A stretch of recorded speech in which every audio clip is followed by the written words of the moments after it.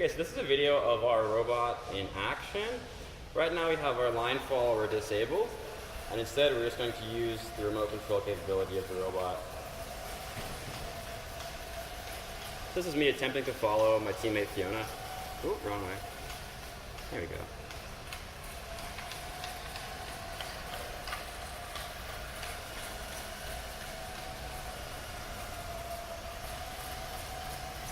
So these commands are being sent over Wi-Fi through VNC to a Raspberry Pi. Here we go. And then that Raspberry Pi is communicating with a STM32 blue pill, which controls PWM to the motors. And that connection is a serial connection.